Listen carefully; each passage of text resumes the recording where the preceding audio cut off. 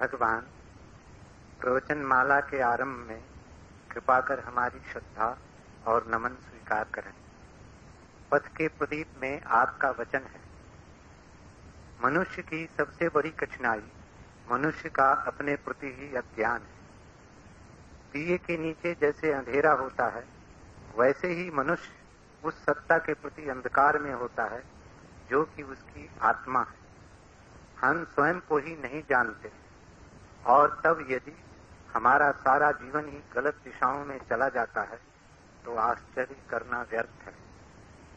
भगवान, मिट्टी के दिए तले अंधेरे का इकट्ठा होना तो कुछ समझ में आता है, लेकिन ये आत्मिक दिए के नीचे जो घना अंधकार है, उससे हम बिल्कुल अपरिचित हैं।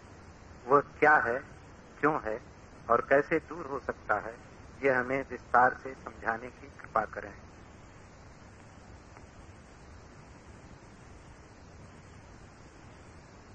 जीवन के कुछ मूलभूत नियम समझ लेने जरूरी है।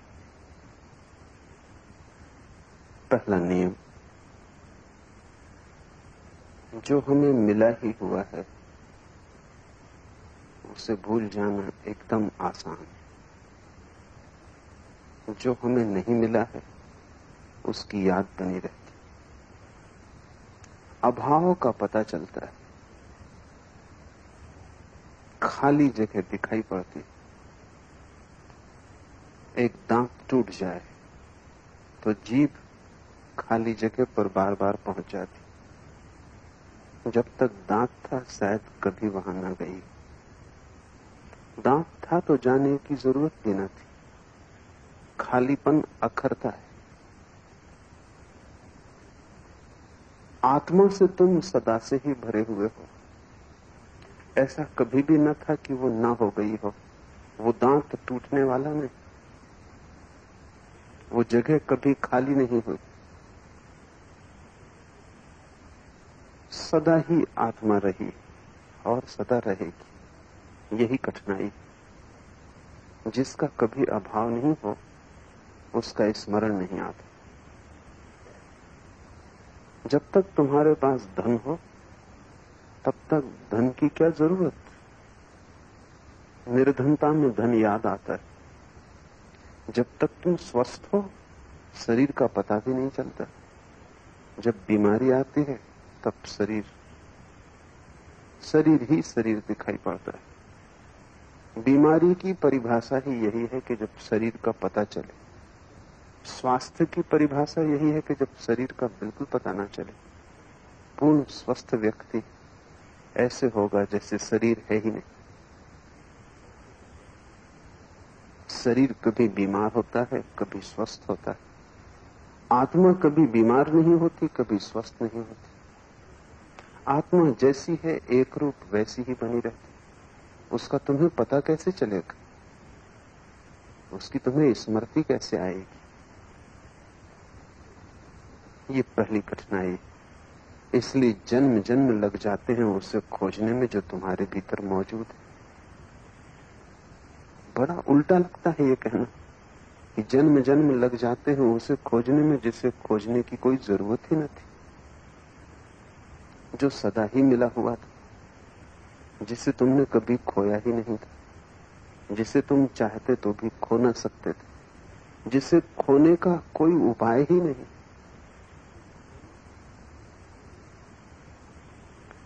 इस कारण दिए के तले अंधेरा हो जाता। ये पहली बात। दूसरी बात, जीवन 24 घंटे संघर्ष है। जहां जहां संघर्ष है वहां वहां हमें सजग रहना पड़ता है। वहां डर है। तुम भय के कारण ही सजग होते हो। अगर सब भय मिट जाए तो तुम सो जाओगे। कोई भय ना हो तो तुम पैर तान लोगे, गहरी नींद में चले जाओगे। भय होता है तो तुम जगते हो। भय होता है तो सुरक्षा के लिए तुम खड़े रहते, तुम सोते नहीं। आत्मा के तल पर कोई भय नहीं है। अभय उसका स्वभाव। शरीर के तल पर सब तरह के भय। अभय शरीर का स्वभाव नहीं, भय उसका गुणधर्म। अगर तुम जरा भी वहां सोए तो शरीर से छूट जाओगे। वो संपदा तुम्हारी नहीं, वो संपदा क्षण भर को ही तुम्हारी आई और गई। वहां तुम्हें जागते ही रहना पड़ेगा। देखो, जिनकी संपत्ति है वे तो रात सोए रहते हैं, लेकिन चोर रात भर जागता है।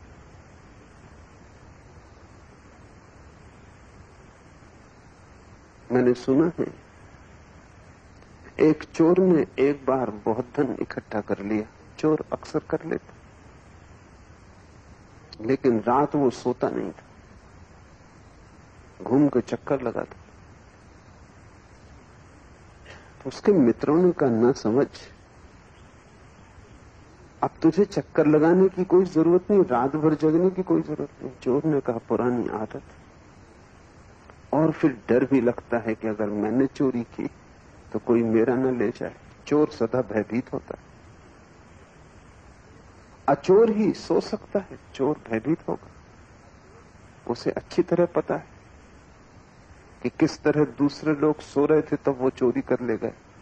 उनकी नींद ही तो चोरी का रास्ता बनी। बहुत बड़ा विचार हुआ। ऑस्कर वाइल्ड, किसी मित्र ने उससे पूछा कि एक किताब मुझे पढ़ने की जरूरत है, बाजार में मिलती नहीं, लाइब्रेरियों में मौजूद नहीं। मैंने सुना है कि वो किताब तुम्हारे पास है, बाहर झांकने का निश्चित, लेकिन मैं दूंगा नहीं। मित्र हैरान हुआ, पुराना संबंध, सिर्फ पढ़ने को किताब मांगता हूं, किताब दोगे नहीं बाहर झांकने। वाइल्ड ने कहा, उसका कारण ये सब किताबें मैंने मांग मांग के इकट्ठी की, ये सब चुराई हुई। ये जो हजारों किताबें मेरी लाइब्रेरी में दिखाई पड़ती, इनमें एक भी मैंने खरीदी नहीं। अब तुम मुझसे मत मांगो। चोर सदा डरा होता, जो उसने किया है वही उसके साथ हो सकता। तो तुम धन के प्रति तो जागे रहते हो, तिजोरी भरी हो तो तुम होश से बैठे रहते, मकान बड़ा हो तुम पहरा लगा के बैठे रहते, तुम जो भी कमा लेते हो उस पर तो तुम्हें जीते और मरते पहरा देना पड़ता है। कहावत है कि धनी मर जाए तो अपनी संपत्ति पे सांप होकर बैठ जाता। कहावत बड़ी अच्छी, उसका कुल मतलब इतना है कि जिंदा भी तुम पहरा दोगे, मर के भी तुम पहरा दोगे। लेकिन आत्मा की संपदा न तो तुमने चुराई, न तुमने किसी से छीनी, वो संपदा सदा ही तुम्हारी रही और वहां कोई भय व्याप्त नहीं होता। तो तुम जागोगे क्यों? जहां भय नहीं वहां तुम जागोगे क्यों? इसलिए दिए के तले अंधेरा इकट्ठा हो जाता। तीसरी बात, जो शाश्वत है, जो सदा है और सदा रहेगा, उसके लिए जल्दी भी क्या है। जो क्षणभंगुर है, अभी है और अभी खो जाएगा, वहां बड़ी जल्दी, बड़ी आपाधापी। देखो, पूर्व और पश्चिम में एक फर्क। पश्चिम में लोग बहुत तेजी में रोज नई नई व्यवस्था करते हैं कि तेज रफ्तार और तेज रफ्तार कैसे हो जाए, कितनी तेजी से हम पहुंच जाएं, कितनी तेजी से काम कर लें। नई विधियां खोजते हैं, नए उपकरण खोजते हैं और भयंकर तीव्रता में जीते। पूरब में लोग इतनी जल्दी में नहीं, आहिस्ता चलते हैं। कहीं पहुंचने का कोई बहुत आग्रह नहीं, पहुंच गए ठीक, न पहुंचे तो ठीक। पश्चिम और पूरब के लोग एक दूसरे को समझ भी नहीं पाते। पश्चिम में अगर किसी ने कहा कि मैं 5 बजे मिलने आता हूं तो वो 5 बजे ही मिलने आएगा। पूरब में किसी ने कहा आता हूं मिलने, तो तुम पक्का मत करना कि वो आज आएगा, कल आएगा कि परसों आएगा, आएगा कि नहीं आएगा। इसका कारण ये नहीं है कि पूरब कोई विश्वासघाती, इसका कारण यह है कि पूरब में समय की त्वरा नहीं। और गहरे में खोजोगे तो पाओगे पश्चिम में जो धर्म प्रचलित है, ईसाईयत, यहूदी, इस्लाम, वो तीनों धर्म एक ही जीवन को मानते हैं। वो कहते हैं आगे फिर कोई जीवन नहीं, बस यही जीवन समाप्त, इससे जल्दी पैदा हो गई, सब खोया जा रहा है, भोग लो, सब जा रहा है हाथ के बाहर, इसके पहले कि निकल जाए चूस लो, उसका रस ले लो। वो तुम्हारे लिए रुका नहीं रहेगा, अगर तुमने देर अबेर की तो तुम ही भटकोगे, समय लौट के ना आएगा। एक मारवाड़ी ने 1950 के 1 करोड़ कैलेंडर खरीद लिए। 1 पैसे के 4 मिल रहे थे, तब 1950 के कैलेंडर का कोई उपयोग भी नहीं बिक पाए होंगे, पड़े रह गए थे। तो फिर उससे पूछा कि पागल, माना कि बहुत सस्ते हैं, 1 पैसे के 4 मिले, लेकिन इनका करेगा क्या? उसने कहा कभी ना कभी तो 1950 लौट के आएगा, तब देखना, तब करोड़ों बरस जाएंगे। पूर्व में लोग वर्तुलाकार समय को मानते हैं, हर चीज फिर लौट के आएगी। कोई चीज सदा के लिए नहीं खो जाती, आज खो गई कल मिल सकती, परसों मिल सकती, इस जन्म में खो गई अगले जन्म में मिल जाएगी। इस जन्म में जवानी को खो दिया, घबराओ मत, बहुत बार मिलेगी। इसलिए तेजी नहीं, भाग दौड़ नहीं। पश्चिम में एक ही जन्म की धारणा है, जन्म से लेकर मृत्यु तक बस इतनी ही 70 साल की यात्रा, फिर सदा के लिए समाप्त। इसलिए कितनी तेजी से रफ्तार करो, कितनी तेजी से उत्पादन करो, आदमी का कितना समय बच जाए कि वो जीवन को भोग ले, और आदमी आखिरी दम तक भोगता रहे, इसकी व्यवस्था करो। ये सारी धारणा पैदा हुई। ये मैं क्यों कह रहा हूं? ये मैं इसलिए कह रहा हूं कि जहां समय कम मालूम पड़े वहां तुम जोर से भागोगे, पकड़ोगे, भोगने में उत्सुक हो जाओगे। और जहां समय शाश्वत है वहां कोई जल्दी नहीं। आज न देखा हर्ज नहीं, कल भी न देखा हर्ज नहीं, जन्मों जन्मों न देखा तो भी हर्ज नहीं, कभी भी देख लेंगे। आत्मा शाश्वत तत्व है, शरीर शाश्वत नहीं। इसलिए तुम शरीर को पकड़ते हो, देखते हो, संभालते हो, खोजते हो, शरीर के सुखों की चिंता करते हो। इसलिए दिया तले अंधेरा इकट्ठा हो जाता। शरीर मरेगा, तुम चाहे स्वीकार करो या न करो, तुम्हारे चित्त में ये तीर छुपा ही है, चुभा ही है कि शरीर मरेगा। आत्मा अमृत है, तुमने जानी हो न जानी हो, उसका अमृत स्वर तुम्हारे भीतर प्रध्वनित हो रहा है। तुम पहचानो न पहचानो, सुनो न सुनो, वो स्वर वहां गूंज ही रहा है। जो अमृत है उसे भूलना आसान है, जो मरण धर्मा है उसे भूलना कठिन। जो मरण धर्मा है उसे जल्दी भोग लो। गणित सीधा और साफ। आत्मा अमृत है, शाश्वत है, वो संपदा खोने वाली नहीं, वहां कभी कोई बीमारी प्रविष्ट नहीं होती। इन सब कारणों के कारण दिए तले अंधेरा है। बुद्ध कितना ही कहें जल्दी करो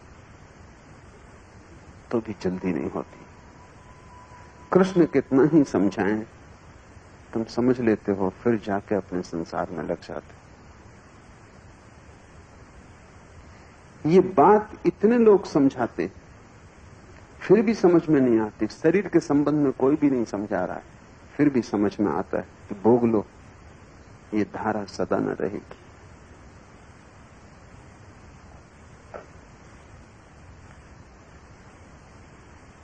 ये सारे कारण अगर ठीक से देख लोगे तो तुम्हें समझ में आएगा कि क्यों चेतना धारा बाहर की तरफ बह रही और भीतर की तरफ नहीं। क्यों तुम बाहर की तरफ देख रहे हो और भीतर नहीं।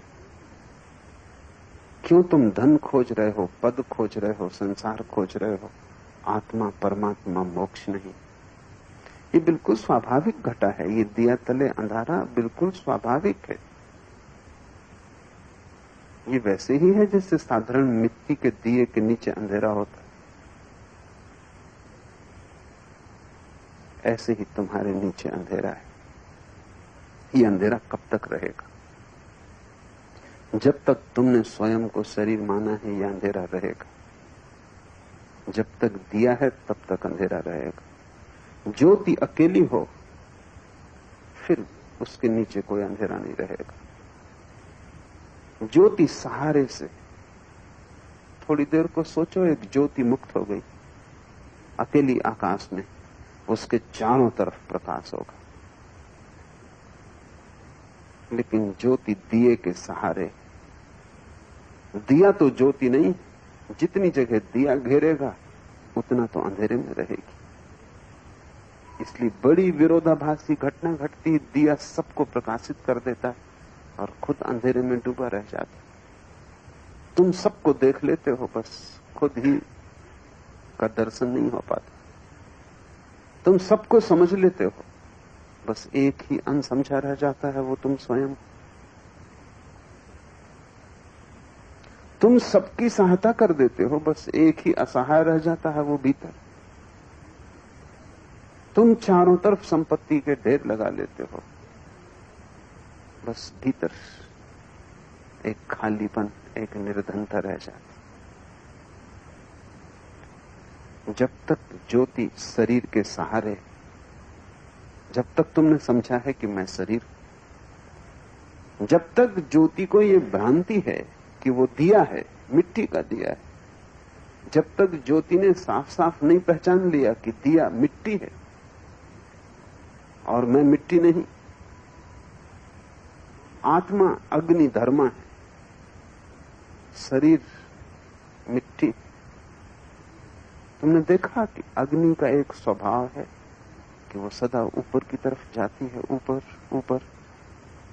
तुम दिए को उल्टा भी कर दो तो भी ज्योति ऊपर की तरफ जाएगी, तुम ज्योति को उल्टा ना कर पाओगे। अग्नि का स्वभाव है ऊर्ध्वगमन। इसलिए सारे ज्ञान को उपलब्ध व्यक्तियों ने आत्मा को अग्नि धर्मा कहा है। इसलिए जरथुस्त्र को मानने वाले 24 घंटे दिए को जलाए रखते हैं मंदिर में। वो सिर्फ इस बात की खबर कि अग्नि तुम्हारा स्वभाव है। इसलिए सारी दुनिया में अग्नि की पूजा पैदा हुई। हिंदू सूर्य को नमस्कार करते, वो नमस्कार सिर्फ अग्नि के ऊर्ध्वगामी स्वभाव को है। जिस दिन महावीर को निर्वाण उपलब्ध हुआ, उस दिन जैन दीपावली मनाते हैं, महानिर्वाण हुआ। उस दिन वे, उनकी ज्योति दिए से मुक्त हुई। उस दिन करोड़ों करोड़ों दिए जलाते। हिंदुओं की बजाय जैनों की दिवाली ज्यादा सार्थक है।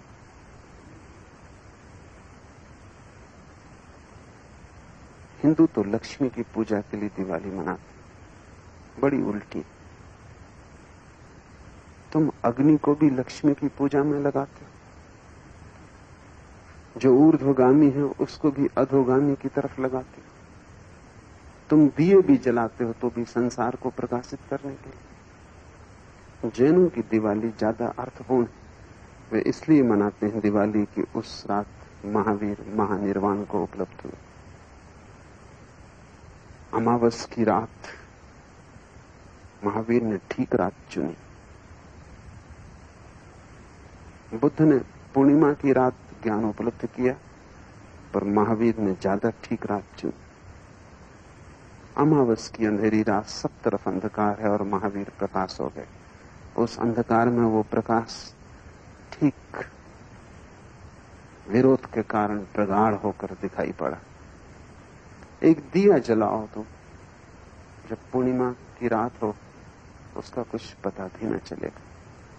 अंधेरी अमावस में एक दिया जलाओ, उसकी रोशनी बड़ी प्रगाढ़ होगी। तो जैनों की दिवाली ज्यादा सार्थक है, लेकिन कोई जैन उसको मनाता नहीं। सब जैन हिंदुओं की दिवाली मना रहे हैं। कब उन्होंने भी लक्ष्मी की पूजा शुरू कर दी, कहना मुश्किल है। मन तो हिंदुओं का ही है, उसमें कोई बहुत फर्क नहीं पड़ता। वो भी धन की ही पूजा कर रहे हैं।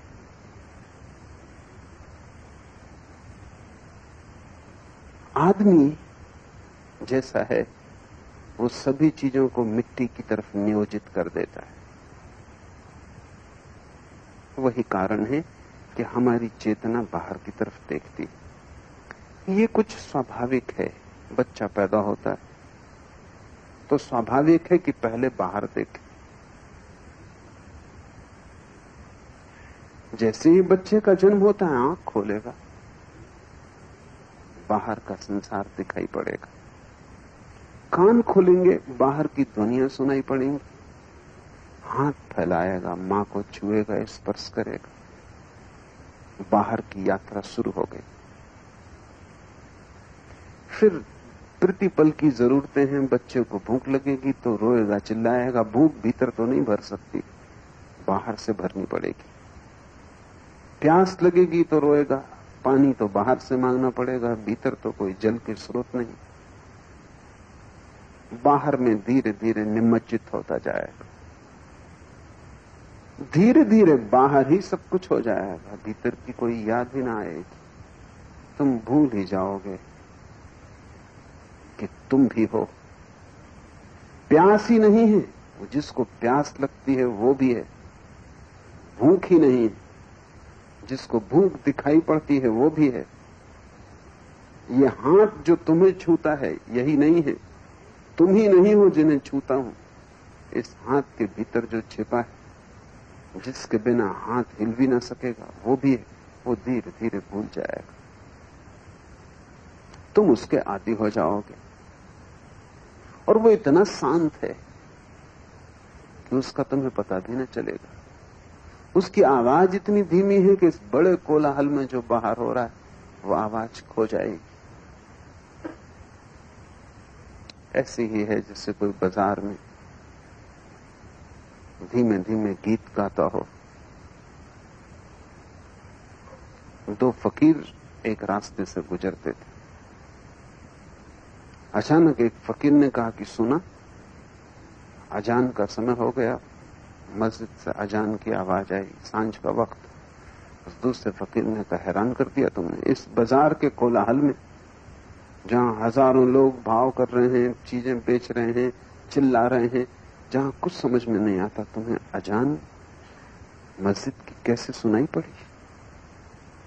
उस दूसरे फकीर ने कहा, जिस तरफ ध्यान लगा हो वो कहीं भी सुनाई पड़ जाएगा। उसने कहा, देख तुझे मैं प्रत्यक्ष प्रमाण देता हूं। खीसे से एक रुपया निकाला, जोर से रास्ते पर पटका, खन्न की आवाज हुई।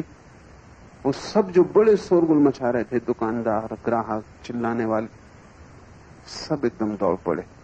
रुपया, उन सबका ध्यान, आवाज वो कहीं भी लगा रहे हो लेकिन रुपये पर लगा है। उसी के लिए तो सारी आवाज चल रही। उन्हें अजान सुनाई ना पड़ी जो कि रुपये की आवाज से बहुत तेज थी। रुपये की आवाज तत्क्षण सुनाई पड़ गई, वहां ध्यान लगा। भीतर तो सतत रुपये के लिए धुन चल रही, उसका जाप चल रहा है। वही तुम्हारा महामंत्र। तुम वही देख पाते हो जिस तरफ तुम्हारी वासना दौड़ रही। तुम वही सुन पाते हो जिस तरफ तुम्हारे कान लगे। तुम वही पकड़ पाते हो जो तुम चाहते हो। एक बड़ा चित्रकार शास्त्रीय चित्रों के संबंध में एक सभा में बोल रहा था।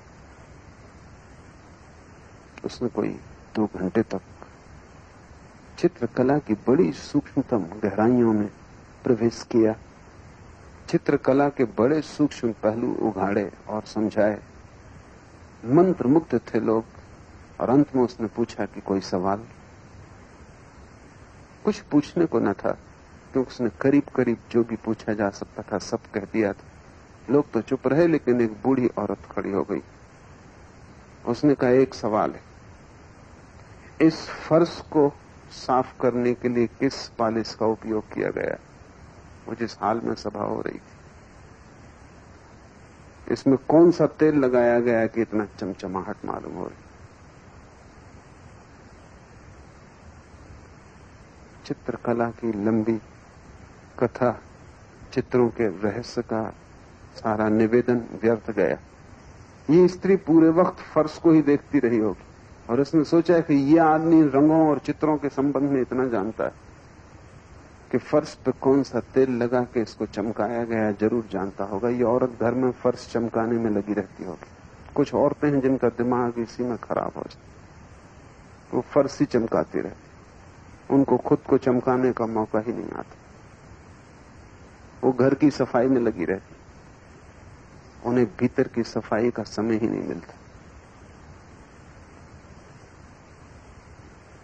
पर जिस तरफ ध्यान लगा हो वो बात तत्क्षण समझ में आ जाती। तुम चूंकि बाहर की तरफ ध्यान लगाए हुए हो, बाहर समझ में आता है। कब तुम भीतर की तरफ ध्यान लगाओगे, क्या होगा? क्या बुद्ध पुरुष तुम्हें भीतर की तरफ ध्यान लगवा सकते हैं? अगर लगवा सकते तो ये बात कभी की घट गई होती। कोई तुम्हारे ध्यान को भीतर की तरफ नहीं लगवा सकता जब तक कि तुम बाहर से ऊब ना जाओ, जब तक कि तुम बाहर से ऐसे विपन्न ना हो जाओ, इतने क्षुब्ध ना हो जाओ, बाहर इतना व्यर्थ ना दिखाई पड़ने लगे कि तुम खुद ही पूछो कि कोई और यात्रा भी है, कि बाहर की यात्रा समाप्त हुई।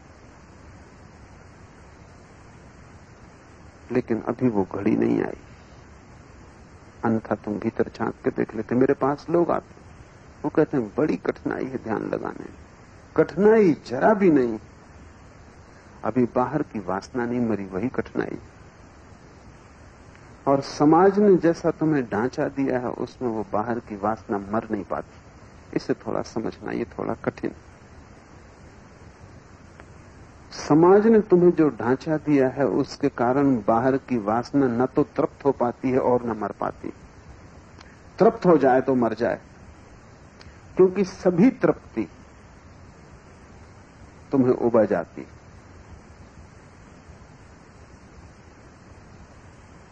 अगर तुम ऐसे समाज में रहते हो जहां स्त्रियां बुर्का ओढ़े हुए, तो हर स्त्री जो रास्ते से निकलेगी उसमें तुम्हारी उत्सुकता होगी। वो चाहे भीतर कुरूप, लेकिन बुर्का उत्सुकता जगाएगा। पश्चिम में लोग स्त्रियों में इतने उत्सुक नहीं। समुद्र तट पर स्त्रियां नग्न लेटी रहती हैं, पास से लोग गुजर रहे हैं, कोई देख भी नहीं रहा। किसी को प्रयोजन नहीं। स्त्री उघड़ा हुआ सत्य हो गई, अब उसमें कुछ छिपाने को नहीं। पूरब के लोग ज्यादा चालबाज थे। घूंघट कुरूप स्त्री को भी सुंदर बनाए रखता, रस कायम रहता। और तुम्हारे समाज ने सब चीजों पर घूंघट डाल दिया है। जहां भी तुम जाओ वहां ही कुछ खुला नहीं, सब छिपा हुआ है। उस छिपे होने के कारण जिंदगी भर तुम सिर फोड़ते हो लेकिन उग नहीं पाते, रस कायम रहता है। अगर एक स्त्री से छुटकारा हो जाए तो दूसरी स्त्री में रस आ जाता है, दूसरी से छुटकारा हो तो तीसरी में आ जाता है, और मन ये कहा ही चला जाता है कि तुम्हें अभी वो स्त्री नहीं मिली जिससे तृप्ति मिलेगी, जल्दी वो स्त्री मिलेगी। बुद्ध ऊब गए, बाप की भूल थी, क्योंकि बाप ने सारी सुंदर स्त्रियां इकट्ठी कर दी। बुद्ध का जन्म हुआ तो ज्योतिषियों ने कहा कि ये लड़का या तो तीर्थंकर होगा, बुद्ध पुरुष हो जाएगा, और या चक्रवर्ती सम्राट होगा। स्वभावतः बाप ने सोचा कि तीर्थंकर होने में क्या सार, भिक्षु सन्यासी होने में क्या रस, चक्रवर्ती सम्राट हो तो मेरे अहंकार को रस होगा, सारी दुनिया का राजा बन जाए। तो बाप ने ज्योतिषियों से पूछा कि तुम मुझे बताओ कि मैं ऐसे तीर्थंकर होने से कैसे रोकूं। बस यही भूल हो गई। अगर मुझसे पूछा होता तो मैं कहता कि सब स्त्रियों पर घूंघट डाल दो, सब स्त्रियों को मुसलमान बना दो, जहां भी ये जाए दरवाजा बंद पाए, जहां भी रास्ता मिले वहीं लिखा हो भीतर झांकना मना है। इसको संसार में भोगने मत देना, थोड़ा सा जाने देना और ज्यादा अटका लेना। बिल्कुल भी मत रोकना, क्योंकि उससे आदमी आत्महत्या कर लेता। इसे इतना तो भोजन देते ही रहना कि जिंदा रहे, लेकिन पूरा भी मत दे देना, क्योंकि पूरा मिलते से आदमी ऊब जाता। आधे आधे में लटकाए रखना। तो बुद्ध शायद घर छोड़ के न भागे होते, लेकिन जोशियों ने सीधे गणित की बात कही। जिंदगी सीधे गणित को मानती नहीं, जिंदगी बड़ी तिरछी, उसकी चाल सीधी नहीं, बड़ी रहस्यपूर्ण।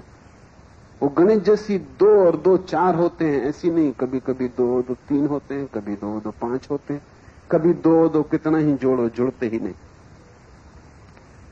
जिंदगी बड़ी रहस्यपूर्ण है और पहेली भरी। जोशियों ने कहा कि सब सुंदरतम स्त्रियां इकट्ठी कर दो राजमहल में, इससे कोई कमी न रहने दो। न रहेगी कमी, न दौड़ेगा खोज में। इसके आसपास साधारण लोगों को आने ही मत दो। न ये कभी बीमार को देखे, न कभी बूढ़े को देखे, न कभी मुर्दे को देखे, क्योंकि न जीवन में मृत्यु दिखाई पड़ेगी, न सवाल उठेगा। न सवाल उठेगा, न ये खोज पे जाएगा। इसके बगीचे के फूल पत्ते भी सूखने के पहले अलग कर दो, क्योंकि हो सकता है पूछे कि फूल कैसे सूख गया। शायद उससे संकेत मिल जाए और पूछने लगे क्या मैं भी आज जो फूल जैसा खिला हूं कल फूल जैसा सूख जाऊंगा।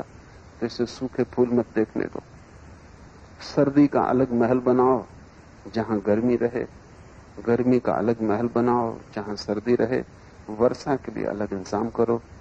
तो बुद्ध के पिता ने 3 महल बनाए, उनमें तीनों में अलग अलग आयोजन किया। बुद्ध जवान हो गए तब तक उन्होंने बूढ़ा आदमी नहीं देखा, बीमार आदमी नहीं देखा, मुर्दा नहीं देखा। उन्हें पता ही नहीं था कि कोई मरता है। फूल सूखने के पहले हटा दिए जाते, पत्ते गिरने के पहले तोड़ दिए जाते, और समस्त सुंदरतम लड़कियां सारे राज्य की उनके आसपास इकट्ठी कर दी। बस यही उपद्रव हो गया। वो ऊब गए जल्दी ही। मन हर चीज से ऊब जाता है, संसार से नहीं ऊब पाता, क्योंकि संसार तुम्हें मिल ही नहीं पाता। ऊबोगे कैसे? धनी ऊब सकता है, धन से गरीब कैसे ऊबेगा? गरीब को तो रस बना रहता है। समाज ने ऐसा ढांचा बनाया है जिसमें तुम्हें जरा जरा सी बूंद टपकती मिलती है जीवन की। कभी तुम भरपेट नहीं जीवन को ले पाते। भरपेट ले लो, छुटकारा हो जाए। और सारा समाज समझाता है कि ये बुरा है। अभी बड़ा मजा है कि जिस जिसको तुम कहते हो बुरा है, उसी उसी में रस पैदा होता है। जिस चीज में किसी को भी रस ना हो, उसको भी तुम कह दो ये पाप है, उसमें रस आ जाएगा। एक कैथोलिक पुरोहित, शराब पीने की मनाही। शराब पी नहीं कभी, शराब में बड़ा रस था। जो भी न भोगा हो उसमें रस होता है, क्योंकि उसका अभाव खलता है। शराब कभी पी नहीं थी, उसमें बड़ा रस था। बड़ा परेशान था। 24 घंटे बस शराब का ही ख्याल आता था कि लोग न मालूम कैसा मजा ले रहे हैं। रास्ते पे शराबी झूमता निकलता है, पता नहीं भीतर कैसी झूम चल रही है, मस्ती चल रही है, कौन सी प्रसन्नता है, कौन सा आनंद है, छलका पड़ रहा है। गीत गाता निकलता है, उदास चेहरे हंसते हैं। जो कभी चल भी नहीं सकता था वो भी नाचता मालूम पड़ता है। बुझे बुझे मुरझाए चेहरों पर रौनक आ जाती। पता नहीं शराब भीतर क्या करती। 24 घंटे वो शराब के लिए सोचता था। अंततः उससे न सहा गया तो उसने शराब चोरी से चख ली। बड़ा आनंद आया। आनंद इतना आया कि उसने सोचा कि अब ये चोरी कब तक चलाऊंगा। तो वो कैथोलिक ईसाई से प्रोटेस्टेंट ईसाई हो गया, क्योंकि वहां शराब की पाबंदी नहीं थी। वहां दिल खोल के शराब पीने लगा। कुछ दिन बाद उसने अपनी डायरी में लिखा कि जो मजा कैथोलिक होकर शराब पीने में था, वो प्रोटेस्टेंट होकर नहीं। उसने लिखा कि अब मैं समझा कि वही चीज आनंदपूर्ण हो सकती है जिसको समाज पाप कहता हो। व्यर्थ की चीज भी आनंदपूर्ण हो जाएगी अगर पाप कह दी जाए। पाप में जैसा रस वैसा पुण्य में कहां। छोटे बच्चों से पूछो, घर के पके हुए आम वो रस नहीं देते जो पड़ोसी की दीवार छलांग लगा के कच्चे आमों के खाने में आता। निषिद्ध।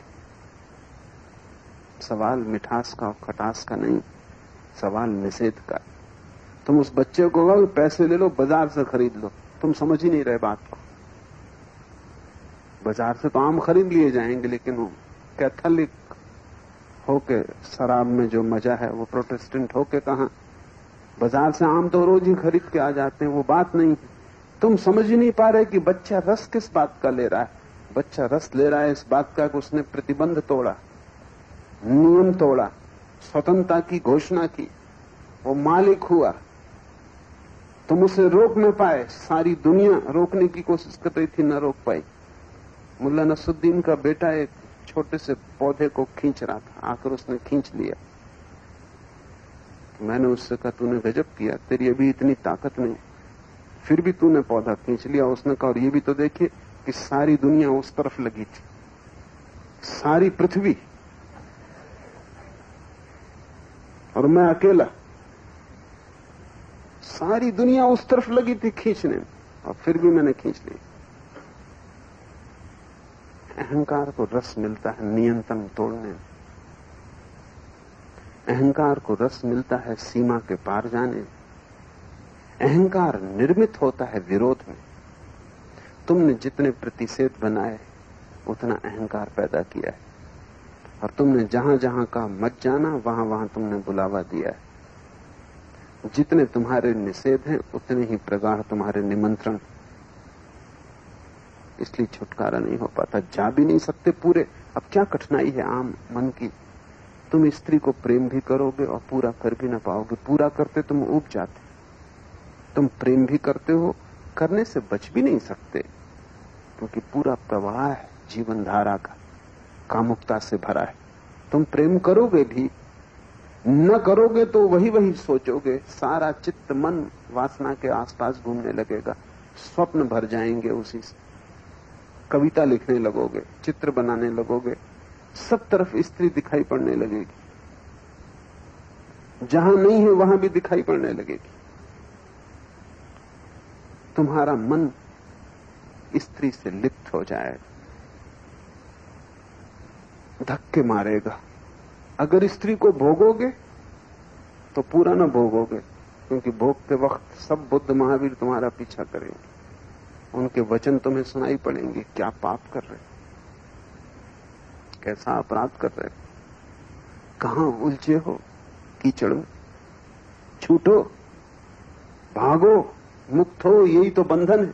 तुम्हें सब ज्ञान उसी वक्त याद आएगा जब तुम्हें स्त्री मिलेगी। स्त्री न मिले तो स्त्री याद आएगी, स्त्री मिले तो ज्ञान याद आएगा। तुम स्त्री को भी आधा आधा भोग पाओगे। वो जो कुनकुनी बुद्धि है वो छुटकारा नहीं पा सकती। तुम पूरे कहीं भी नहीं। मैं तुमसे कहता हूं पूरा भोग लो और तुम छुटकारे हो जाओगे, तुम बाहर हो जाओगे। तब तुम समझ पाओगे कि बुद्ध के कहने का क्या अर्थ है, उसके पहले नहीं। तुम भोजन करते हो तब तुम डरते डरते करते हो, क्योंकि सब चिकित्सक याद आते हैं जो कहते हैं कि ज्यादा मत। वो निषेध बन के खड़े। गुरुजीएफ ने संस्मरण लिखा है, उसे कोई फल खाना प्रीति करता है, वो इतना ज्यादा प्रीति करता है कि उसके कारण वो अक्सर बीमार पड़ता है, पेट में दर्द होता है, कच्चा जंगली फल। आखिर उसके दादा ने एक दिन टोकरी भर के वो फल ले आया और उसने कहा आज तू खा जितना खा सके। गुरुजीएफ ने पूछा जितना खा सको? जितना तू खा सके। और वो दादा डंडा लेके उसके पास बैठ गया। जब वो पूरा खा चुका और घबराने लगा, उसके दादा ने कहा आज पूरा ही करना है, टोकरी पूरी खत्म करनी। उसने कहा लेकिन मुझे अब वमन की हालत हो रही है। उसने कहा वो वमन हो जाए उसकी फिक्र नहीं, लेकिन टोकरी पूरी करनी है। डंडा है मेरे पास। आज हालत उल्टी हो गई। रोज डंडा फल न खाने के लिए था कि फल खाया कि डंडा पड़ा। आज डंडा फल खाने के लिए। उसका मन भागने लगा। वो खा रहा है लेकिन फल बेस्वाद मालूम पड़ने लगा। वो खा रहा है लेकिन फल अब तिक्त हो गया। वो खा रहा है लेकिन अब उल्टी आने की हालत पैदा हो गई। और दादा है कि डंडा हिला रहा है कि तू इस टोकरी को पूरा कर। किसी तरह उसके दादा ने टोकरी पूरी करवा दी। गुरजीएफ ने लिखा है फिर 70 साल जिया। फिर भूल के वो फल मैंने, वो मुझे दिखाई भी पड़ जाए तो मेरे पेट में दर्द होता, क्योंकि वमन हुई, दस्त लगे, कोई 8 दिन तक तकलीफ रही, बुखार रहा, लेकिन उस फल से छुटकारा हो गया। गुरजीएफ का दादा बुद्ध के बाप के ज्योतिषियों से ज्यादा होशियार और कुशल थे। तुम्हें जीवन में ऊब नहीं आई, अभी भी रस कायम, अभी भी आशा बनी, अभी भी तुम सोचते हो कि मिल जाएगा सुख वहां। अब तक नहीं मिल पाया क्योंकि तुमने ठीक से कोशिश नहीं की। अब तक नहीं मिल पाया क्योंकि तुम धीमे धीमे चल रहे हो। अब तक नहीं मिल पाया कि दूसरे लोग चालाक हैं, वो तो पा रहे हैं, तुम सीधे साधे हो, तुम नहीं पा रहे। अभी तुम्हें ये नहीं दिखाई पड़ा कि वहां रस ही नहीं। चाहे तुम तेज चलो, चाहे धीमे, चाहे तुम चालाकी करो, चाहे मत करो, जहां रस नहीं है वहां रस पाया नहीं जा सकता। तुम रेत से तेल न निचोड़ पाओगे। तुम आकाश कुसुम की तलाश में हो, वो फूल कहीं है ही नहीं। लेकिन ये तुम्हें कैसे दिखाई पड़े? ये मेरे कहने से दिखाई पड़ता था तो बड़ी आसान बात। जिंदगी इतने आसान रास्ते नहीं मानती। ये तुम्हें अनुभव से देखना पड़े। तुम्हें पीड़ा से गुजरना ही होगा। तुम्हें उस सीमा तक जाना पड़ेगा जहां तुम्हारे सब सुख दुख हो जाएं।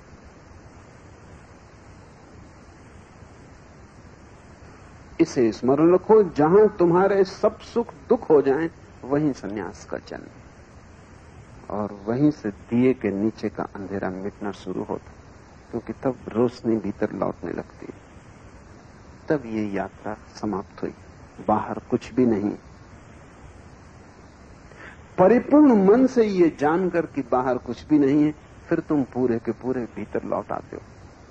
पूरे बाहर चले जाओ। डर क्या है? भयभीत किससे हो? भय के कारण बाहर नहीं जा रहे। बाहर न जाने के कारण बाहर में रस बना हुआ है। रस बना है तो आशा जगी, आशा जगी है तो भीतर न मुड़ पाओगे। आधे आधे हो तुम सब जगह। तुम न मालूम कितनी नावों पे सवार हो। तुम सीढ़ी पे ऊपर भी जाना चाहते हो, नीचे भी जाना चाहते हो। तुमने एक पैर नीचे की तरफ रखा हुआ है, एक पैर ऊपर की तरफ रखा हुआ है। तुम्हारा जीवन बड़े व्यर्थ के संकट में अटका हुआ है। मैं तुमसे कहता हूं तुम्हें पाप में रस है, तुम पूरे पापी हो जाओ। तुम उसमें ही पूरे डूबो। अभी तुम पुण्य की चिंता छोड़ दो। लेकिन तुम अपने को ही धोखा देते हो। तुम कहते हो कि दोनों संभालना ज्यादा ठीक है। थोड़ा पुण्य भी संभाले रखो, थोड़ा पाप भी संभाले रखो। वैश्या के घर भी जाते रहो, मंदिर में दान भी करते रहो, शराब भी पीते रहो, मंदिर में जाके कस्में भी खाते रहो। संकल्प करते रहो कि अगले वर्ष सब ठीक कर लेंगे, सब छोड़ देंगे। बस एक ही साल की बात और कि आज का ही सवाल है, कल से तो सब ठीक कर लेना है। मुल्ला नसरुद्दीन ने एक बार कसम खा ली कि अब शराब नहीं पीना। कुछ भी हो, शराब घर के सामने आया, बड़ी बेचैनी होने लगी। पर उसने कहा कि कुछ भी हो जाए, शराब में पीने वाला नहीं। कोई 20 कदम आगे तक गया, फिर उसने अपनी पीठ ठोंकी और कहा, शाबाश नसरुद्दीन, इतनी हिम्मत की कि शराब घर के आगे से निकल गया और भीतर न गया। अब इस खुशी में तुझे पिलवाते। तब उसने जाकर दुगनी पी ली वो सभी कसमें खाने वालों के साथ यही हो रहा है।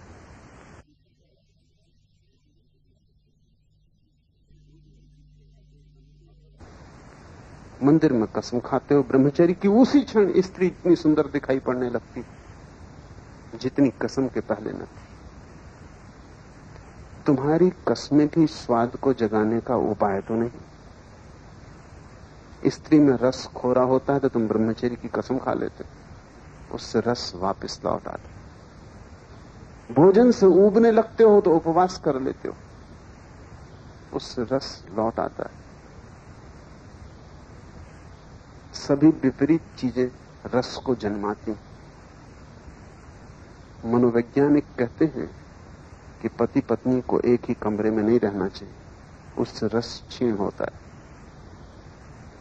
मनोवैज्ञानिक कहते हैं कि उन्हें 2 अलग कमरों में रहना चाहिए और 24 घंटे मिलना जुलना नहीं चाहिए, उससे रस क्षीण होता है।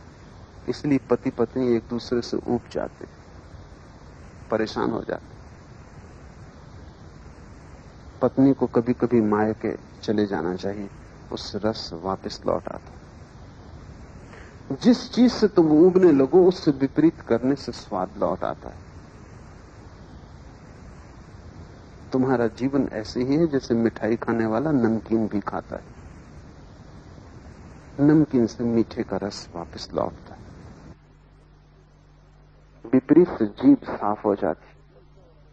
तुम भोजन करते हो और मैं देखता हूं इधर कि जो ज्यादा भोजन करने वाले लोग हैं अक्सर उपवास में उत्सुक हो जाते। जिन्होंने ज्यादा खा लिया अब उपवास के सिवाय कुछ बचता भी नहीं करने को।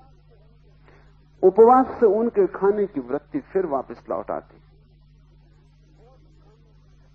बहुत कामी चित्त के लोग ब्रह्मचर्य में उत्सुक हो जाते हैं क्योंकि काम शिथिल हो जाता है, घबरा जाते हैं। ब्रह्मचर्य फिर से रस दे देता है। जैसे घड़ी का पेंडुलम बाएं से दाएं तरफ जाता है, दाएं से बाएं तरफ आता है। जब वो दाएं जा रहा है तब तुम्हें पता नहीं वो बाएं आने की शक्ति जुटा रहा है। जितनी लंबी झूल लेगा दाएं तरफ उतनी ही लंबी झूल लेगा बाएं तरफ। तुम्हारा चित्त ऐसे ही द्वंद्व में भटकता है। तुम पूरे भाव से संसार को भोग लो, तुम संसार से उसी क्षण मुक्त हो जाओगे। संसार इतना व्यर्थ है कि आश्चर्य है कि उसमें रस कायम कैसे रह जाता है। उसमें रस कायम रह जाता होगा तो उसका कारण एक ही है कि तुमने पूरी आंख खोल के भी नहीं देखा। एक स्त्री ने जाके एक दिन पुलिस स्टेशन में रिपोर्ट लिखवाई कि मेरे साथ बहुत अभद्र व्यवहार हुआ है। एक आदमी ने मुझे रास्ते पे पकड़ लिया और मेरा चुंबन लिया। भरी दोपहरी, बाजार खुला, दुकानों पे लोग काम कर रहे, सड़कें चलती फिरती। सुप्रिंटेंडेंट ने कहा कैसा आदमी था, उसका हुलिया लिखवाओ।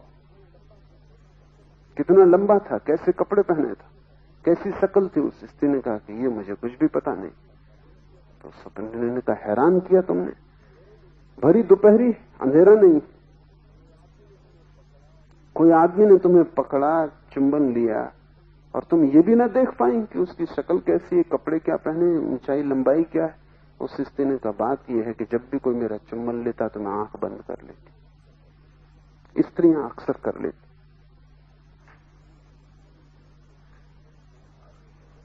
तुम संसार में तो हो लेकिन आंख बंद करके या आधी आंख खोल के। तुम संसार का हुलिया नहीं पहचान पाते, राग रंग नहीं समझ पाते। तुम हो तो संसार में लेकिन पूरे पूरे नहीं। और तुम सोचते हो कि ये तुम्हारी धार्मिकता है क्योंकि तुम पूरे पूरे नहीं। और जिस दिन तुम पूरे पूरे हो जाओगे उस दिन तुम हंसोगे कि कैसी मूढ़ता है। संसार पाप नहीं है, अज्ञान है। इस बात को बहुत ठीक से समझ लो। मैं संसार को पाप नहीं कहता क्योंकि जिन जिन ने उसे पाप किया उन सब ने तुम्हारा रस बढ़ाया है। संसार पाप नहीं है, मूढ़ता है। इसलिए संसार को छोड़ना नहीं है, संसार को जानना है। संसार तुम्हारे त्याग से नहीं मिटेगा, त्याग से तो संसार का रस वापस लौट आएगा। जो खो गया रस वो फिर जीवित हो जाएगा। संसार त्याग से नहीं मिटेगा, संसार ज्ञान से मिटेगा। ये बहुत क्रांतिकारी फर्क है। संसार अगर पाप है तो उसे तोड़ने में तुम्हारा अहंकार बढ़ता है, और जिससे तुम्हारा अहंकार बढ़ता है तुम उससे कैसे छूटोगे? मैं तुमसे कहता हूं कि संसार मूढ़ता है, उससे अहंकार बढ़ाने का कोई भी कारण नहीं, उससे तुम सिर्फ मूढ़ सिद्ध होते हो। उससे सिर्फ इतना ही पता चलता है कि तुमने आंख खोल के देखा भी नहीं कि संसार की हुलिया क्या है, ढंग क्या है, ये संसार क्या है। तुम पुलिस थाने में भला रिपोर्ट लिखाने पहुंच गए हो, तुम भला किसी सदगुरु के पास पहुंच गए हो, कहते हो छुटकारा दिलाओ संसार से, लेकिन कोई तुम्हें छुटकारा नहीं दिला सकता तुम्हारी खुली आंखों के अतिरिक्त। भरपूर नजर से इसे देख लो, आंख बंद क्यों करते हो? पर आंख बंद करने के पीछे जाल है, सबने समझाया है कि बेकार है, तुम्हारी खोपड़ी में ये विचार बैठ गए कि संसार बेकार है, क्या भोगना, तो जब तुम भोगते हो आंख बंद कर लेते हो, इसलिए पूरा भोग नहीं पाते। पूर्ण भोग त्याग बन जाता है। तुम्हें जिस चीज में रस हो तुम किसी की मत सुनना, तुम उस रस को पूरा ही कर लेना। जिस दिन तुम पूरा करोगे उस दिन तुम पाओगे कि तुम कैसी व्यर्थता में लगे थे। संसार व्यर्थ हो जाए तत्क्षण अंतरयात्रा शुरू हो जाती, तब मिट्टी का दिया बेकार हुआ, तब रोशनी सब तरफ गिरती, दिए के नीचे का अंधेरा मिटता है। इसे समस्त ज्ञानियों ने आत्मज्ञान क्या कहा है, लेकिन आत्मज्ञान के पहले एक शर्त है और वह है संसार ज्ञान। संसार एक विद्यापीठ है, एक अनुभव का विस्तार है। उस अनुभव को तुम कच्चा कच्चा क्यों लेते हो? उसे पकने क्यों नहीं देते कि वो खुद गिर जाए? कच्चे फलों को तोड़ना पड़ता है, तोड़ने से फल को भी घाव लगता है, वृक्ष को भी घाव लगता है। पके फल चुपचाप गिर जाते, उन्हें तोड़ना भी नहीं पड़ता। आज ही सुबह में देख रहा था, बादाम के वृक्ष पर पत्ते पक गए, पका पत्ता ऐसा गिरता है वृक्ष को भी पता नहीं चलता, पत्ते को भी पता नहीं चलता, चुपचाप गिर जाता है, कहीं कोई घाव नहीं छूटता। जिस दिन संसार का ज्ञान ठीक ठीक हो जाता है, पक गए। और पका हुआ त्याग ऐसा है जैसे पका हुआ पत्ता, पका हुआ वृक्ष, कहीं कोई खबर नहीं होती। तब तुम जाके शोरगुल न मचाओगे कि मैंने त्याग कर दिया, ये तो कच्चे टूट गए फलों का लक्षण।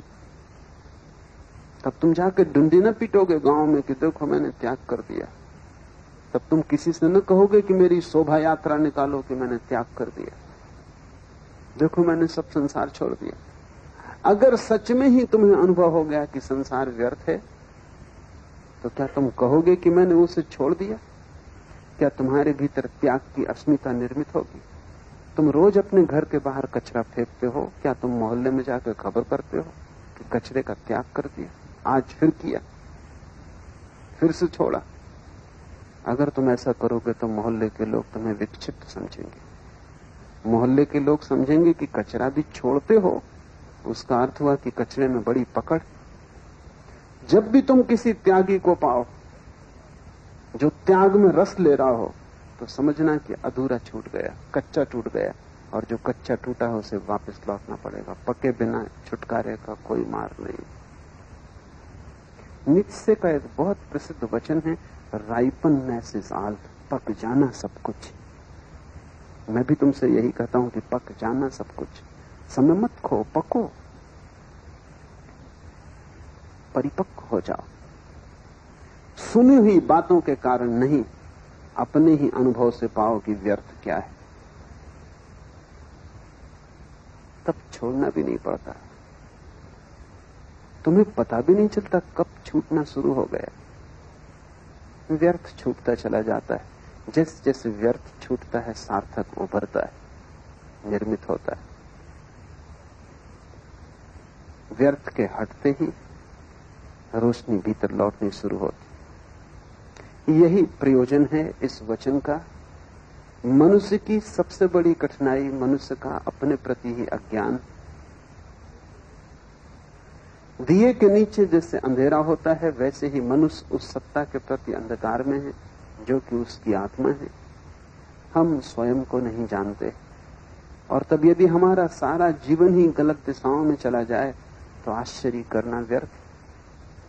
तुम गलत कामों को तो बदलने की कोशिश करते हो, लेकिन तुम ये कभी नहीं देखते कि गलत काम तुमसे पैदा हो रहे हैं। तुम एक गलत काम को बदलोगे, तुमसे दूसरा गलत काम पैदा हो जाए।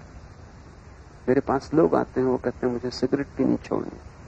मैं उनसे कहता हूं कि सवाल तुम्हारा है, तुम्हारी सिगरेट पीना छोड़ा दूंगा, कल तुम इसकी जगह कोई और परिपूरक खोजोगे, तम्बाकू खाओगे, सूंघनी सूंघोगे,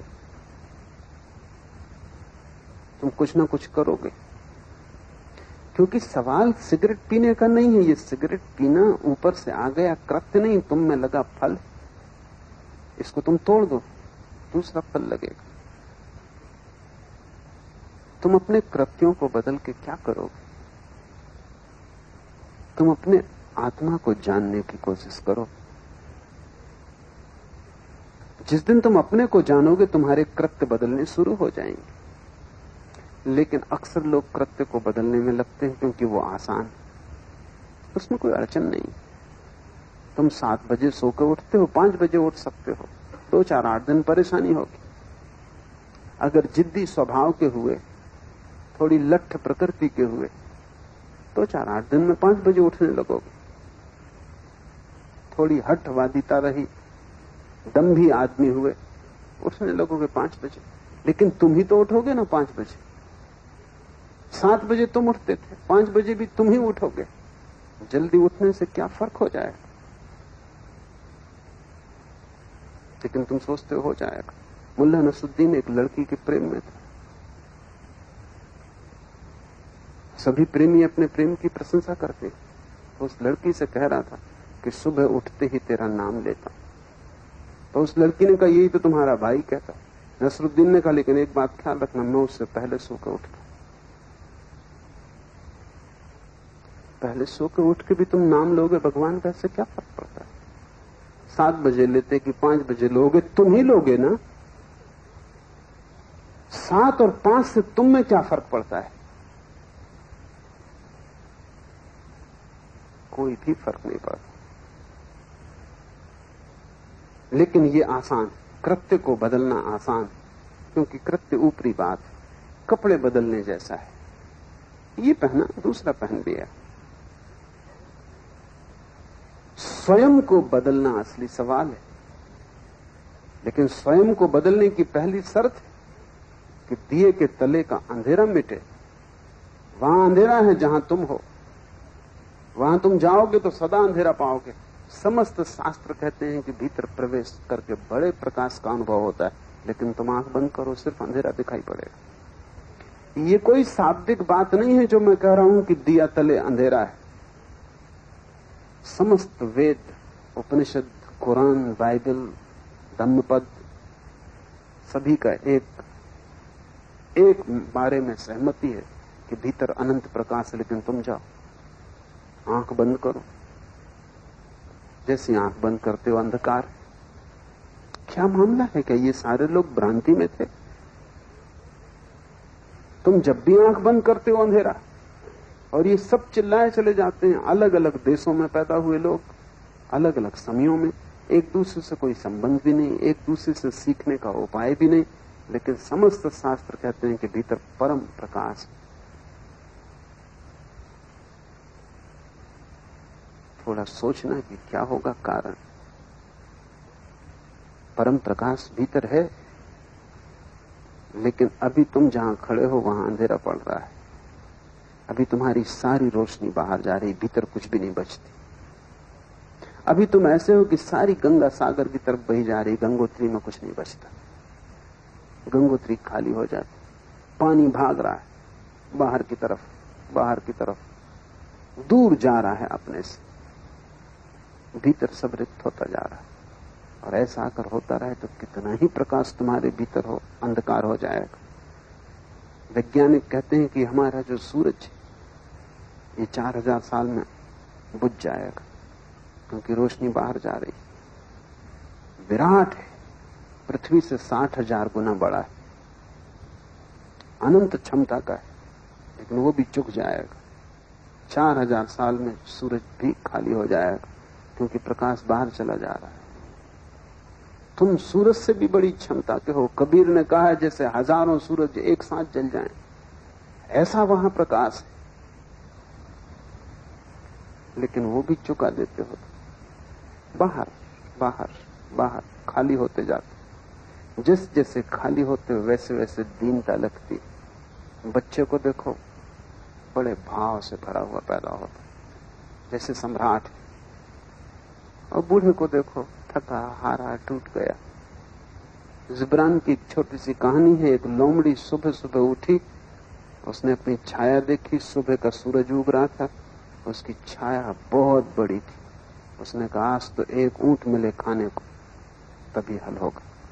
इतनी बड़ी छाया थी, एक ऊंट से कम में पेट न भरेगा। फिर दोपहर तक उसने ऊंट की तलाश की। अब लोमड़ी को कहीं ऊंट मिले, और मिल भी जाए तो लोमड़ी करेगी क्या। लेकिन दोपहर तक भूखी हो गई, थक गई। फिर उसने दोबारा नीचे छाया की तरफ देखा, सूरज सिर पे आ गया। अब छाया बहुत छोटी पड़ रही थी। उसने कहा कि अब तो एक चींटी भी मिल जाए तो भी काफी। सभी बच्चे ऐसे भरे हुए पैदा होते। सुबह छाया बड़ी लंबी पड़ती, बूढ़े होते होते सब सिकुड़ जाता है। ऊंट की आशा लेके चलते हैं, चींटी भी मिलती नहीं। अब तो एक चींटी भी मिल जाए तो बहुत। सुबह ऊंट भी मिलने से काम चलने वाला नहीं था। सभी बच्चे बड़ी महत्वाकांक्षा लेके संसार में चलते हैं, और सभी बूढ़े सिर्फ टूटे हुए खिलौने लेकर समाप्त होते। सब सपने पैरों तले रुंधे हुए, सब इंद्रधनुष टूटे हुए। बूढ़े की असली पीड़ा न तो बुढ़ापा है न मृत्यु। बूढ़े की असली पीड़ा है सब सपनों का टूट जाना। सब महत्वाकांक्षाएं व्यर्थ सिद्ध हुई। जो भी पाना चाहा वो व्यर्थ गया। मिला तो भी व्यर्थ गया, ना मिला तो भी व्यर्थ गया। जीवन बड़ा अनूठा है। यहां सभी हार जाते हैं, जीतता यहां कोई भी नहीं। जो जीते हुए दिखाई पड़ते हैं वे भी हार जाते हैं। जो हारे हुए हैं वे तो हारे हुए हैं ही। यहां पराजित और विजेता सब बराबर हो जाते हैं। मृत्यु जैसी समाजवादी और कोई घटना नहीं। वो बिल्कुल परम साम्यवादी, सबको बराबर कर देती।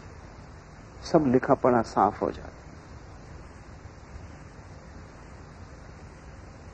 जैसे जैसे जीवन उतरने लगता है वैसे वैसे लगता है सब व्यर्थ गया। इसके पहले अगर तुम सजग हो जाओ कि ये जीवन का स्वभाव ही व्यर्थ जाना, बाहर तुम संपदा को पा ही ना सकोगे। और तुम जो भी खोजोगे, अगर भीतर तुम गलत हो तो तुम्हारी सब खोज गलत होगी। यात्रा पथों का सवाल नहीं है, यात्री का सवाल है। मुझसे लोग पूछते हैं कि सही मार्ग क्या है। उनसे कहता हूं तुम मार्ग की फिक्र छोड़ो, सही यात्री गलत मार्ग से भी पहुंच जाएगा, और गलत यात्री सही मार्ग पर भी क्या करेगा। तुम्हारी आंख में अगर नशा हो तो तुम जो भी देखोगे, जहां भी देखोगे, सब गलत होगा। मुल्ला नसरुद्दीन और उसका जुड़वा भाई, दोनों का जन्मदिन था। तो दोनों ने सोचा जाएं किसी होटल में, खाएं पिएं मौज करें। दोनों ने एक से कपड़े पहने, एक से टाई लगाई, एक से रंग का कोट, एक से जूता, एक से रुमाल खोसा। दोनों पहुंचे, मिठाई खाई, भोजन किया, शराब गृह में पहुंचे। एक से गिलासों में एक सी शराब बुलाई।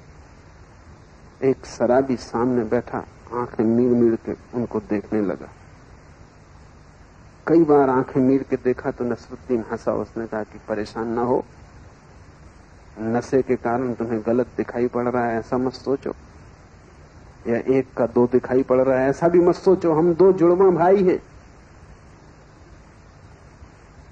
उस शराबी ने फिर से आंख मीड़ी और कहा कि तुम चारों। उसको चार दिखाई पड़ रहे हैं। तुम्हारी आंख में अगर मोह, तुम जहां भी देखोगे वहीं संसार है। संसार नहीं है सवाल, मोह सवाल है। तुम परमात्मा को भी देखोगे वहां भी संसार दिखाई पड़ेगा। तुम्हारी आंख से मोह खो जाए, तुम जहां भी देखोगे पाओगे परमात्मा है।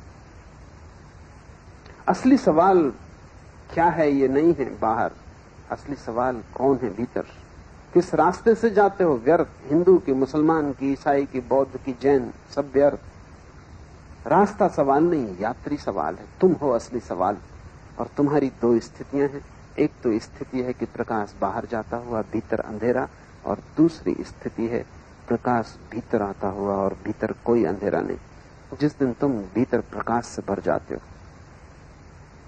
उस दिन तुम जहां भी जाओगे वहीं प्रकाश। उस दिन तुम जहां भी जाओगे वहीं परमात्मा है। उस दिन तुम जहां देखोगे वहीं ब्रह्म। उस दिन तुम जहां झांकोगे वहीं उसे पाओगे। जीसस ने कहा है, तोड़ो लकड़ी को और पाओगे तुम मुझे, उठाओ पत्थर को मैं ही छिपा हूं। लेकिन ये किसके लिए कहा है? तुम लकड़ी तोड़ोगे, ईश्वर को पाओगे? कुछ भी ना पाओगे, लकड़ी और टूट गई। पत्थर उठाओगे, ईश्वर को दबा हुआ पाओगे? असंभव। तुम जहां भी जाओगे जो तुम्हारी दशा है उसी की प्रतिध्वनि पाओगे।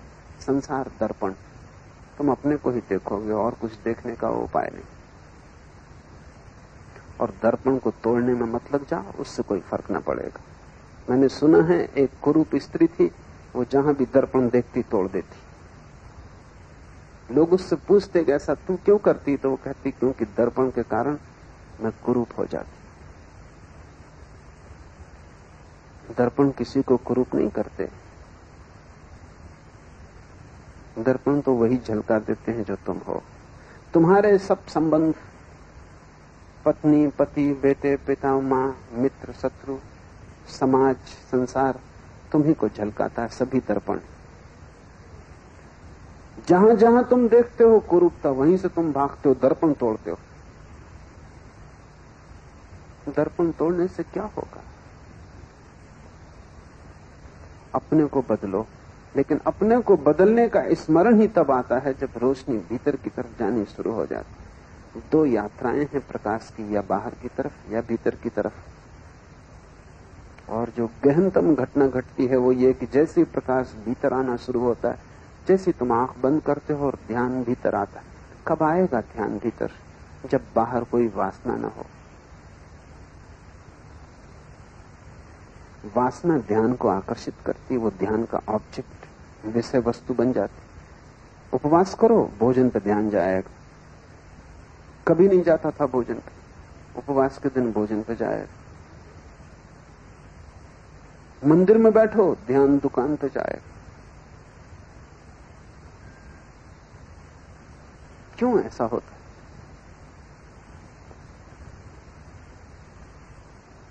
जिस चीज का भी मन में वासना है, चाह है, जब तुम उसे छोड़ते हो तो वो सारी प्रगाढ़ता से ध्यान को आकर्षित करती। आंख बंद करते हो, भीतर ध्यान क्यों नहीं जाता है? क्योंकि अभी बाहर चाहे कायम। निर्वासना हुए ध्यान न होगा। क्या करो? साधु संत समझाते हैं वासना छोड़ो। काश इतना आसान होता। ये ऐसे ही जैसे किसी को बुखार चढ़ा है, तुम बड़े ज्ञानी, उसको कहो बुखार छोड़ो, औषधि बताओ कुछ। ये तो वो भी चाहता है कि बुखार छोड़ दे, लेकिन छोड़े कैसे? तुम कितनी कहो कि तुम ही बुखार को पकड़े हुए, बुखार तुम्हें नहीं पकड़े हुए, फिर भी वो कहेगा कि मैं क्या करूं, कैसे छोड़ूं? बुखार है, औषधि चाहिए। क्या है औषधि? इस संसार से चाहे टूट जाए, एक ही औषधि मैं अनुभव कर पाता हूं, और वो ये है कि तुम बहुत सजगता से संसार को भोगो। बेहोशी में भोगोगे, ये संसार कभी भी तुमसे छूटेगा ना। तुम सजगता से भोगो। जहां जहां संसार कहे यहां रस है, वहां वहां जाओ, वहां वहां पूरा ध्यान लगा दो। भूल जाओ परमात्मा को, भूल जाओ आत्मा को, भूल जाओ सदगुरुओं को, शास्त्रों को, पूरा ध्यान वहां लगा दो। और पूरे ध्यान से भोग लो। जिस चीज को तुम पूरे ध्यान से भोग लोगे वही व्यर्थ हो जाएगी, सार्थकता वहां है नहीं। संसार को व्यर्थ करो, संसार को चुका दो, तुम अचाह से भर जाओगे। और जब अचाह होगी तब भीतर ध्यान ले जाने में क्या अड़चन? अड़चन खत्म हो गई, बाधा कोई ना रही। तब बिना विधि के भी ध्यान भीतर जाता है। विधियों की तो जरूरत इसीलिए है क्योंकि तुम बिल्कुल अस्त व्यस्त हो। तब तुम आंख बंद करो, ध्यान भीतर जाता है। आंख खोलो, ध्यान बाहर जाता है। हाथ से किसी को छुओ, स्पर्श दूसरे को मिलता है। मत छुओ, फिर बैठ जाओ, खुद का स्पर्श शुरू हो जाता है। इतना ही सहज है, लेकिन चाहे टूट जाए। और चाहे के टूटने का ढंग है, औषधि है कि चाहे को ध्यानपूर्वक संभोग करो। ध्यानपूर्वक स्त्री से छुटकारा हो जाएगा, पुरुष से छुटकारा हो जाएगा। भोजन करो ध्यानपूर्वक, स्वाद से मुक्ति हो जाएगी। सौंदर्य को देखो ध्यानपूर्वक, सौंदर्य समाप्त हो जाएगा। सुख को देखो गौर से, सुख खो जाएगा। दुख को देखो गौर से, दुख हो जाएगा। जैसे जैसे बाहर की चीजें व्यर्थ होंगी वैसे वैसे दिए के नीचे जो अंधेरा है वो मिटेगा, रोशनी आएगी।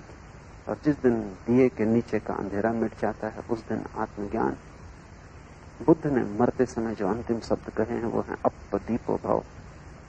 आनंद ने पूछा, आप हम क्या करेंगे? तुम हमारे दिए थे, तुम्हारी रोशनी से हम चलते थे।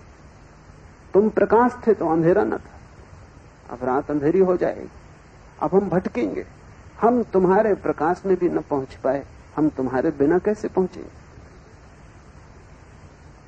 तुम बुझे जा रहे हो, हमारा क्या होगा? बुद्ध ने कहा, अपदीपो भव, अपने दिए बनो आनंद। और दूसरे की रोशनी से कोई कभी नहीं पहुंचा, क्योंकि दूसरे की रोशनी भी बाहर पड़ सकती है, तुम्हारे भीतर तो सिर्फ तुम्हारी रोशनी ही पड़ सकती। मैं कितना ही प्रकाश करूं वो तुम्हारे चारों तरफ होगा, तुम्हारे भीतर नहीं जा सकता। मैं कितना ही समझाऊं वो समझ तुम्हारे चारों तरफ से तुम्हें घेर लेगी, तुम्हारा वातावरण बन जाएगी, तुम्हारे चारों तरफ एक आभा का मंडल बन जाएगी, लेकिन भीतर नहीं जाएगी। भीतर तो तुम्हारा ही ज्ञान स्फुरित होगा, तुम्हारी ही आत्मा जलेगी, तुम्हारा ही दिया जलेगा। तभी वो दिया जल ही रहा है, सिर्फ उसके नीचे अंधेरा है। अंधेरे के कारण मैंने तुम्हें बताया, एक एक कारण को तोड़ते चलो। सबसे बड़ा कारण यह है कि तुम्हारा रस अभी संसार में कायम। तो मैं नहीं कहूंगा तुमसे कि रस कायम रहते हुए तुम भीतर मुड़ो, तुम कभी न मुड़ पाओगे। तुम इस रस को विरस कर डालो। और विरस करने का मेरा प्रयोग बिल्कुल भिन्न है जो तुम्हें दूसरों ने समझाया है। दूसरों ने समझाया है कि विरस कर डालो, मतलब समझो ऐसा कि इसमें कोई रस नहीं, विचार करो इसमें कोई रस नहीं। मैं तुमसे नहीं कहता कि विचार करो, मैं कहता हूं ध्यान करो। सोचो मत कि रस नहीं, सिर्फ ध्यान को गड़ा कर देखो। अगर रस है तो मिल जाएगा, रस नहीं है तो मिल जाएगा। अब तक संसार में जिन्होंने ध्यान से देखा, जिन्होंने बाहर ध्यान से देखा, उन्होंने पाया कि वहां सब आसार। ये आसार की प्रतीति तुम्हारी अंतर यात्रा का द्वार बन जाए और रोशनी भीतर आ जाए। तुम रोशनी के एक भीतरी वर्तुल बन जाओ, फिर तुम्हारे जीवन में कुछ गलत ना होगा। तुम जो भी करोगे वो ठीक।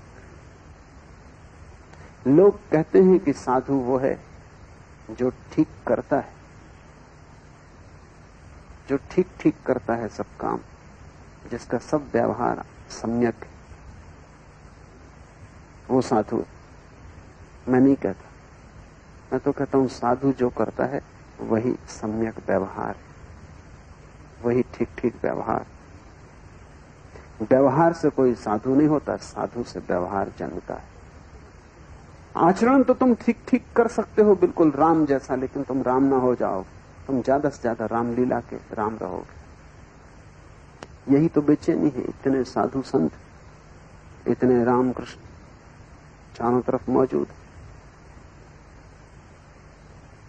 उनमें अधिकतर अभिनेता हैं, उनकी मंच बड़ी है, वो किसी थिएटर में नहीं कर रहे हैं काम, लेकिन थिएटर में आचरण में सब कुछ है, भीतर वो भी परेशान है, साध लिया है सब, जैसे तोते ने कंठस्थ कर लिया हो। एक आदमी एक तोते को बेचने गया, एक सर्कस में पहुंचा और उसने सर्कस के मैनेजर को कहा कि सिर्फ 20 रुपए दे दें, और ये तोता असाधारण, इस तरह बोलता है कि कभी कोई तोता नहीं बोला। तो उस मैनेजर ने कहा कि अगर सच में ही ये बात है तो 20 रुपए में तुम इसे क्यों बेच रहे हो?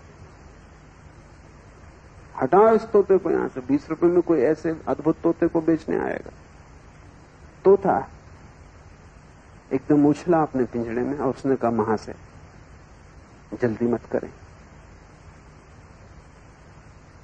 मैं सच में ही ऐसा तोता हूं, और इस आदमी से बुरा आदमी खोजना मुश्किल है जो मेरा मालिक है। इसने मेरे कारण लाखों रुपए कमाए। हिटलर, मुसोलिनी, चर्चिल, रूजवेल्ट, सभी ने मुझे प्रशंसा के पत्र दिए, जगह जगह मुझे स्वर्ण पदक मिले, इसने सब बेच खाए। ये मुझे ठीक से खाना भी नहीं देता, पानी भी नहीं पिलाता। आप थोड़ी दया करें और मुझे खरीद लें। चौंक गया वो मैनेजर तो सर्कस का, ऐसी भाषा जैसे ठीक काशी से शिक्षित पंडित हो, शुद्ध और इतनी संगत। उसने उस आदमी को कहा कि तू पागल है, ये तोता लाखों का है और इसको तू 20 रुपए में बेच रहा है, क्या कारण तेरा बेचने? उसने कहा तो और तो सब ठीक है, मैं इसकी झूठ से बहुत ऊब गया हूं। 24 घंटे बकवास, एक तो बकवास लगाए रख, और मुझे पता है कि सिर्फ तोता है तो सिर्फ बकवास है, भीतर तो कुछ है नहीं इसके। और जो भी सुन लेता दोहराने लगता है, ये हिटलर, मुसोलिनी ना इसने कभी देखे। तो मैं इससे थक गया हूं, इससे मैं छुटकारा चाहता हूं। 20 रुपया तो सिर्फ बहाना, आप इसको मुफ्त भी रख लें।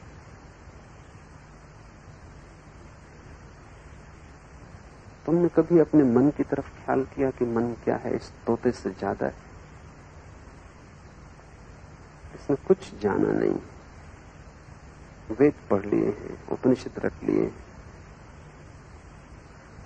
दोहरा सकता है कबीर को, कुंद कुंद को, किसी को भी, पर ये तोते से ज्यादा है। और ये तोता कितना ही कुशल हो गया हो बोलने में, 20 रुपए में भी कोई लेने को तैयार होगा।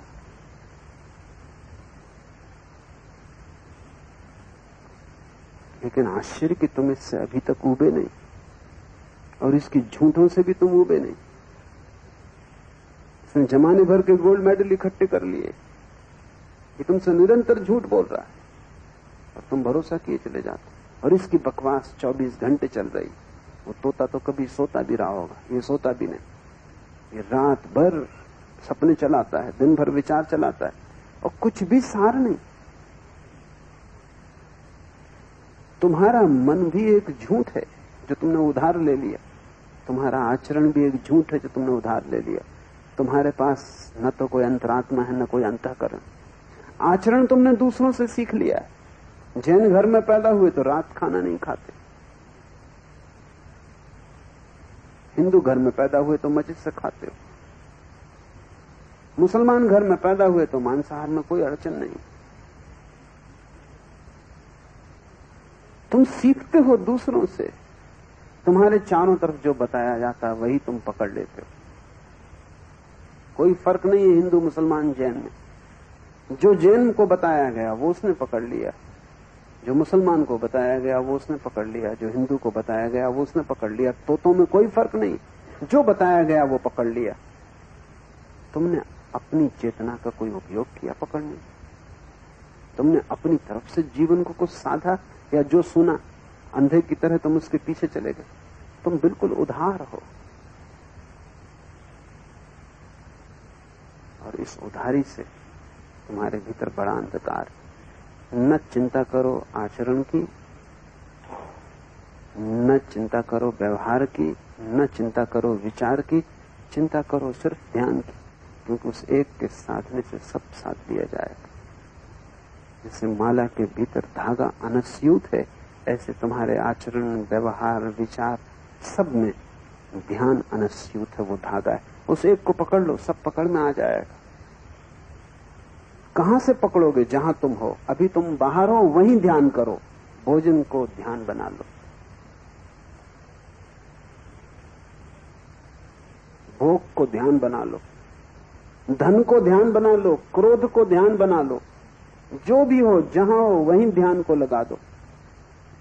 और तुम बड़े चकित होगे, क्रोध से ध्यान जोड़ा कि क्रोध समाप्त हो जाता, ध्यान ही रह जाता। लोभ से ध्यान जोड़ा, लोभ समाप्त हो जाता, ध्यान ही रह जाता।